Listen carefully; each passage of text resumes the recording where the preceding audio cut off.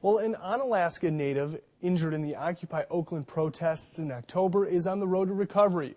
Iraq veteran Scott Olsen captured the nation's attention when a projectile fractured his skull and neck. Now, some believe the projectile was fired by police. News 8's Jenna Troum caught up with him in an exclusive Skype interview today. She joins us now live in our studio with more. Hi, Jenna.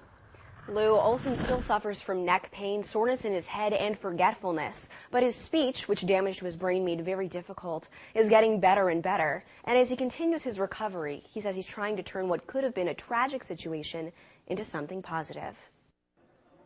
Pushed into the spotlight by his injuries, Onalaska native Scott Olsen is a reluctant spokesperson. It's just really weird because I didn't really do anything special. I just was staying in the wrong place, and now people look to me as, you know, somebody who can inspire people. A few days ago, Olsen returned to his job at a California software company, and when he was reading through some of his old chat logs, he found a conversation with a coworker that now seems eerily like a premonition. This is on October 24th, the day before I got hurt.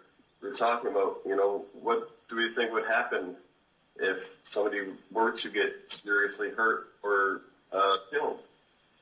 And, you know, we kind of arrived at the conclusion that, if, you know, as long as they weren't clearly in the wrong or anything like that, that they would bolster the movement. Olsen has become a voice for the Occupy protests, recently interviewed by Rolling Stone and scheduled to headline progressive events across the country. And he's trying to use that attention to spread a message. We've been conned.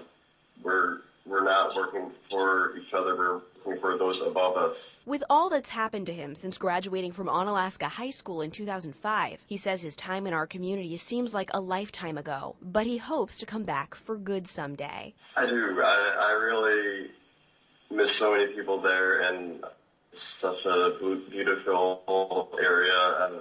When I moved away, I, you know, kind of always pictured myself settling back in the Midwest someday. I'm not sure when, but I'm sure I'll be back someday.